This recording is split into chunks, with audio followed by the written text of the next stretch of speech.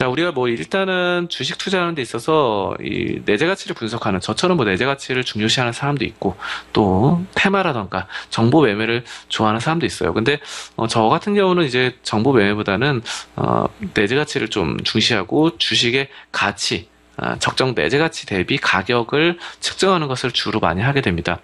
자, 근데 정보 매매가 그러면 왜 위험한지 좀 말씀을 드리고자 하는데요. 뉴스라든지 신문, 주변 사람들의 이 정보만을 믿고 매매를 하게 된다면은, 물론 그럴 수 있어요. 하지만 단순히 이것을 100% 신뢰하는 것은 정말 위험하다라는 것입니다. 그래서 100% 신뢰하는 것은 위험하고, 이 1990년 10월에 뭐 독일이 하나로 통일됐죠. 이 서독과 동독이 하나로 통일됐는데, 그리고 여러분들 통일되면 어떨 것 같습니까? 우리나라도 뭐 지금 분단 국가긴 한데 만약에 북한과 남한이 통일된다라고 했을 때 경제가 좋아질까요? 안 좋아질까요?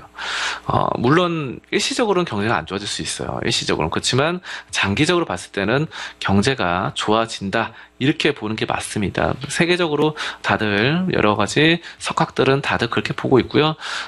물론 독일도 마찬가지였어요. 상황이. 그래서 우리나라 같은 경우도 뭐 처음에는 뭐 못 사는 사람들이 못 사는 북한 주민들이 사실 우리 남한보다 못 살기 때문에 못 사는 주민들에 의해서 뭐 약간 치안 부분들 범죄도 많아질 수 있고 여러 가지 단점이 있을 수 있겠지만 싼 노동력을 이용한 뭐 여러 가지 장점도 있고 또 인구도 그만큼 많아지기 때문에 그 많은 인구로 전체 GDP 규모도 커지고 여러 상황이 좋습니다.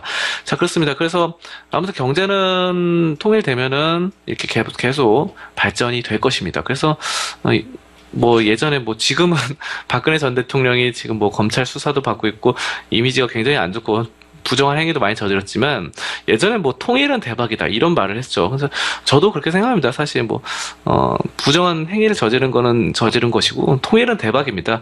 그래서 통일은 대박인데 그래서 통일이 되면 경제가 장기적으로 좋아질 것이다. 이건 맞습니다.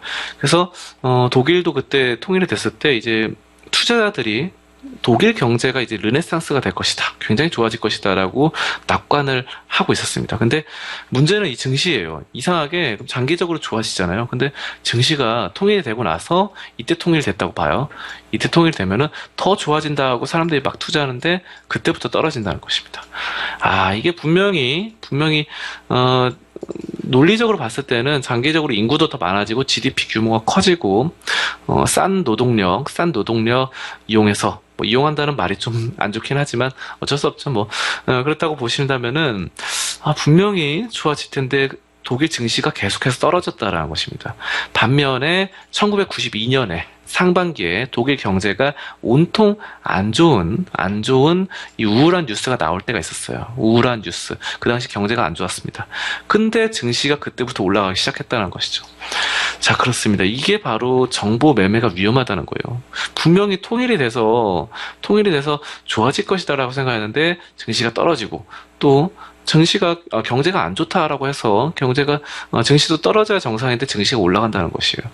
우리나라 예전에 그 올림픽 했었죠. 올림픽 88 올림픽. 88 올림픽 하고 나서 어떻게 됐습니까? 88 올림픽. 88 올림픽 하고 이 88년도에 있대요. 만약에 88년도 있다면 88 올림픽 딱 열리고 나서 엄청 떨어졌어요. 이런 거. 보통 88 올림픽 하면은 세계 경제, 우리나라 경제가 국가가 좋아진다 이렇게 생각하거든요. 그쵸? 세계적인 위상도 높아지고.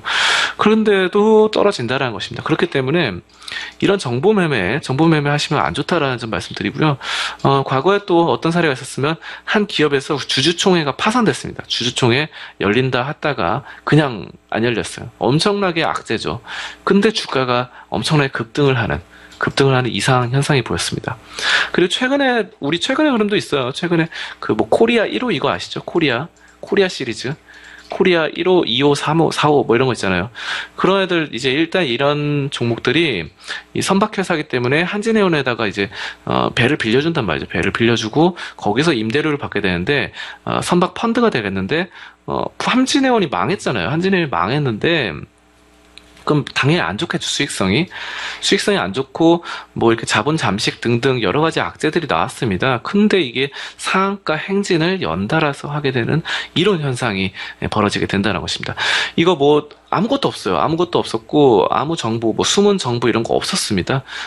뭐 간혹 가다가 숨은 정보가 숨어 있다가 갑자기 툭 튀어나오는 이런 상황도 있지만 이런 건 그런 것도 없었고 그냥 급등을 했습니다.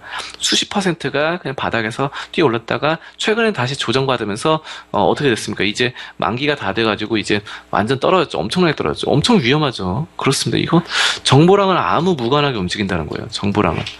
그렇습니다. 그래서 이렇게 정보라든지 호재성 뉴스만으로 이 재료를 사용한 정보, 재료 투자, 또 뉴스를 이용한 투자, 매매 이런 것들 상당히 위험하다 이렇게 말씀드리도록 하겠습니다. 여러분들 이렇게 해서 여러 가지 제가 반대되는 사례들을 많이 말씀드렸어요. 물론 재료를 사용해서 좋은 성과가 거두면 좋습니다. 하지만 재료가 이제 100% 맞는 것이 아니다. 저는 뭐 재료 사용해서 반대로 가는 것을 너무 많이 봐가지고 아무튼 좀 안 좋게 생각하는 사람 중에 한 명입니다. 자, 그렇게 말씀드렸고요. 조금 있다가는 시황 분석과 함께 종목